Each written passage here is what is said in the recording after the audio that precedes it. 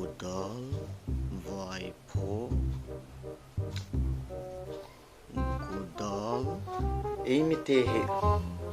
Apao do lang lang he Aki sa aki tip sa aki tamwang he Ipao man o hi ati ilo ta he Asim tu ting he kui ma lo wam kai hi Apao do lang lang la Aching atim di ki chu nge ne ki Kalung agim tere ji queen anako hil pat ai di o Godal Vaipo Godal Vaipo Godal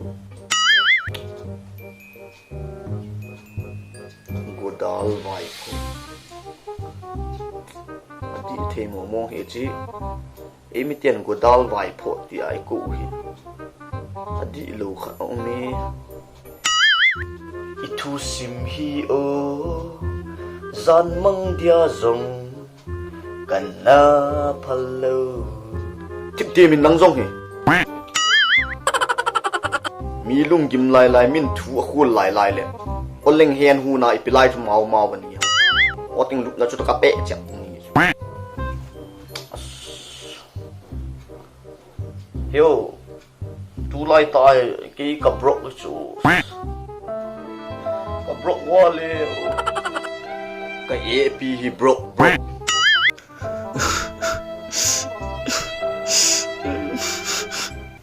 Nasang ngalin chengin bon imacha si ngam li la nangin nasang ngalin na ute la brok naga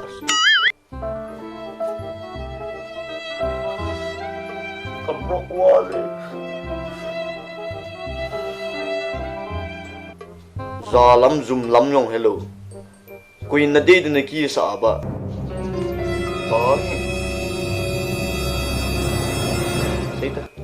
Seita ipizya nang na broham seita Numikat ka di sana Seita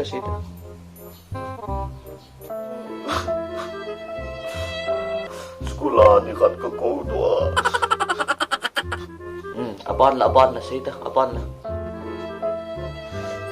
Recess ka ipar ba? Tingpung noya ka topia. Si loi tak ungkap ngam ve tong chupa he. Nako do zawa ipiti ata, seita. Nako do zawa.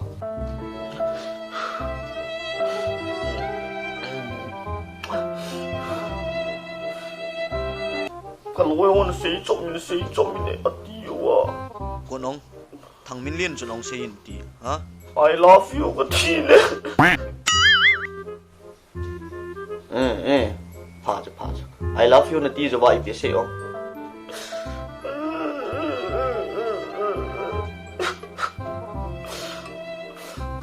I love you kati chop le. Kolpa inti ju. Ha? IPSI Kolpa inti ju Min ahi say jula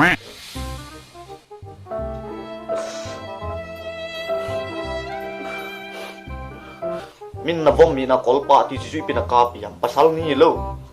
Joting le sandal na mai dam ziap na kan ni Juju ipike ni ngo ki yo Ama bay jula mi hu pa pi ma sat dia kun nang ipi hu iti na pi e yong Aman ki ko ma ka favorite color black e pi jula Black ati na e yong Aki vom ki di na ju ga ki hu thima Mi na zol pha na kolpa I ga Kal kiti koi macha na zol hita koi man na day lo kolpa ti ani er jo ne ki hen lang kal kiti koi macha na zol hita ai le he o nang boi na chui pi yong nang lung gim na chui pi yong na u teo lung gim na chu no he the lo pi no he tha hoi ta lo ka le kha wa ka sim do kha khat to le ka het le ka sei pi thi chu na no ho he kha chi ta lo na ute ho hi lesi na chi na khan to na bu ki salung kim ta koi ma chan a khul do zo lo lo scientist hon jong a khul do zo lo lo thu a bu ki salung kim ma ki khula ta i pi thua nang na bui ta nang ho i pi na ga he dio ini ki share tu de na ute ho hen le kha khulang pe ka simu ta scientist hon a khul do zo lo lo khul do dinga ki gu ge ta khala sele exam paper ka fill no yong hotel a puri chu na ki nei ga man ko ga he chi lo ke lung bui na chu ka tes scientist ho ge na khul do zo lo bui na na nei chu ipi ta he o tu a ke bui na hi le emi society sunga ipau man di lo thil khat ga su ding ding ti he kin to ai ka bui pi lai ta ya ipi le hin zero e na naw pa ke ko man se lo le ko man se da ichi su di ding cha hi le ko dal le vai pho ichi te ni he su di ka de chu aji chu ve to ngo ipga vai pho iti wa ipga ko dal ati u ham them khat nei hil chin pi lang nang class 8 sim bit phaten ke ngai ta yo ting la class 10 class 12 nan zo ding BAMA nong hi dia chi the na na nei ka te class 8 ki yong le jo ji ga he na pha cha le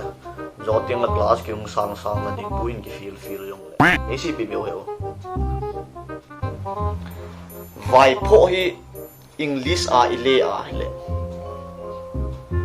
rise angry and sang vai chest out ne nam vai pho ki di English a dik ta le wow right ating le godal ki ti ku rain protection ki ti ne na ai le rain protection ti chu godal ti ne ya I hon godal chu ipidinga chang set nai ni hom na gel thei khop set chu ati nga bo ve na tu se hi ka gel le heo ka gel tang godal iti le gu azu pe tin le kidal na ti hilo hom na ai le hon ipidinga tu a he godal kiti a chang set na ki ni yenga chi chu khat ra ating le vai pho kiti chu chang I he ting le avai to tha khu chi khu siap ting le vai pho ti chu avai ho len to na ti ti ya aban la ni si pi yo ka ngai num wa le ni ga si pi yo akin ne thelo achang hi lo ho avai ho len do na ting ti na ya ai le hon gu azu ting le vai pho ki khu jiu chu chu di mo ngam na vai pho le godal ki ti chu vai pho godal adi ingap bo ve nei si pi be o yo iko di lo we di bo chu phata ka gyal to che le adi emi ten ki chin do the e bo ve ithil ko hi ru ngap hi dam kai hi be hichi gu azu ting hi le godal ki khu hen lang chang siap ting le vai pho ki mang le ki dam ti ka gyal chu ti mo ngi exam hi le wang full mark mo phonin na ti nang pa wa ai wa nga choi MIL ho na e ho le ho ki mu lo su I ma cha na ai wa nga ke so na pa hi ka lunga kan boi pi jing chu ichi vai pho iti ku godal ki ten lang godal iti ku vai pho ki ti la hung di the dam na aji chu go zu ting le godal ki mangding chang siap ting le vai pho ki mangding ya na ichi hi su tu kanu ma kalung bui ke yo kati I pi cho po puan na lunggim ham min bon singara sunga alu koita no